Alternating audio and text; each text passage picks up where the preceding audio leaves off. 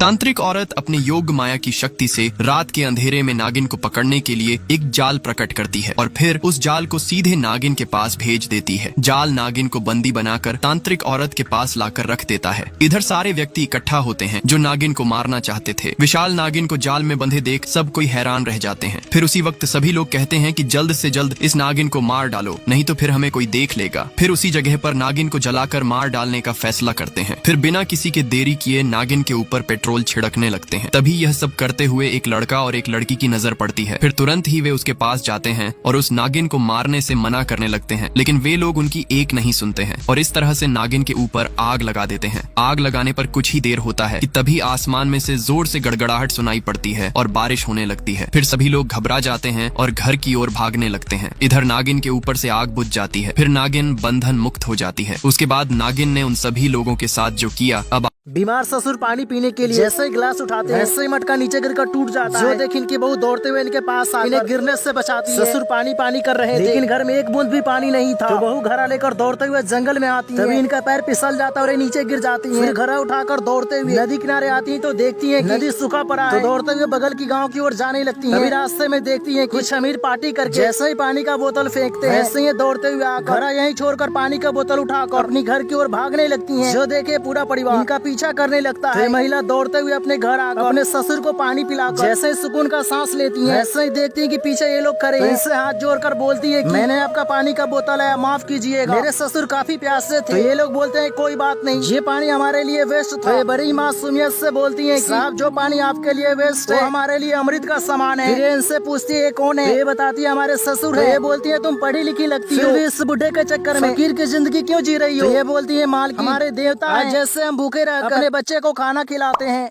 बिटिया खाना बना रही थी तभी लड़के वाले की कॉल आ जाती है। मोबाइल अपने भाई को दे देती है। कॉल रिसीव करते ही लड़के वाले बोलते हैं हम सब कल आपके घर आ रहे हैं, दहेज के बारे में कुछ बात करनी है। तभी पिता आ जाते हैं। तो बेटा इनसे बोलता है कि पापा कल लड़के वाले दहेज के बारे में बात करने आ रहे हैं। जो सुनते ही पिता पैरों तले जमीन खिसक जाती है। सोचने लगते हैं पहले भी दहेज के कारण बिटिया का 2 जगह से शादी कर चुका है, लगता है ये भी शादी कर जाएगा। जिसके अगले दिन सुबह होते ही मजदूरी करने चली जाती है। बिटिया घर का साफ सफाई कर रही। इधर पापा अपने सर पे हाथ रख भगवान से प्रार्थना कर रहे थे कि जिस गरीब की इलाज बचा लीजिए। तभी लड़के वाले आ जाते हैं। लोगों को घर के अंदर लाकर बिठाते हैं। लड़की नाश्ता लाती है और ये सभी नाश्ता करते हुए आपस में बात करते हैं कि लड़की मुझे काफी पसंद है। लड़के वाले से बोलते हैं मुझे दहेज के बारे में कुछ बात करनी है। सुन पिता अपने आँख में आंसू लिए बोलते हैं जी बोलिए क्या बात करनी है। ये बोलते हैं दहेज में मुझे कुछ भी नहीं मिलेगा तो चलेगा, लेकिन कर्ज लेकर कुछ मत देना, मुझे लक्ष्मी चाहिए, कर्जदार बहू नहीं जो अपने पिता को कर्ज से दबा मेरे घर बहुत सारे सामान लेकर जाए। लड़की वाले इनके पैर पकड़ कर रोने लगते हैं लेकिन लड़के वाले ने उठाकर गले से लगा लेते हैं। दोस्तों इनके लिए एक लाइक तो बनता है। ये लड़की जैसे ही दुकान के आगे से गुजरती है ऐसे ही लड़का काफी गौर से इस लड़की को देखते हुए इसका पीछा करने लगता है। जब लड़की कॉलेज में आकर पढ़ाई कर रही थी तो लड़का खिड़की के बाहर से लड़की को देख रहा था। जो सभी लड़का देख लेता है। रात को लड़का लड़की के घर के बाहर आकर लड़की का इंतजार कर रहा था। तभी लड़की इसके पास आकर बैठ जाती है और दोनों मीठी मीठी बातें करने लगते हैं। लेकिन अचानक ही लड़की गायब हो जाती है। दरअसल लड़का सपना देख रहा था जिसके अगले दिन लड़का कॉलेज आकर लड़की के सहेली को रोक इससे बताता है कि मैं तुम्हारी सहेली से प्यार करता हूं, लेकिन उससे प्रपोज करने की हिम्मत नहीं है। प्लीज आज शाम को अपनी सहेली को कॉलेज के पीछे ले आना, मैं उससे प्रपोज करूंगा। तो लड़की अपनी सहेली को कॉलेज के पीछे लाती है। लड़का अपने दोस्त के साथ आकर इस लड़की के आगे खड़े होकर बोलता है मैं काफी दिनों से तुमसे प्यार करता हूँ लेकिन मुझमें बोलने की हिम्मत नहीं थी, क्या तुम मेरे साथ आगे के जीवन बिताओगी। जो सुनते ही लड़की गुस्सा होकर बोलती है कि अरे चुप कर, तुम्हारे घर में जितने की महीने की राशन आती होगी उतने की मेरी सूट है, आज भी बिना चप्पल के हो, मेरे 5000 के सैंडल है और मुझसे शादी करने के सपने देख रहे हो। रोजा मेरी नजरों से चली जाती है। जिसके बाद लड़का मैं इस दुनिया में रहकर क्या करूं। इसका दोस्त इसे समझाता है कि अरे 2 दिनों के प्यार के लिए तुम अपनी माँ के 20 सालों के प्यार भूल गए, उस बहन के प्यार को भूल गए 20 सालों से तुम्हारे कलाई पे।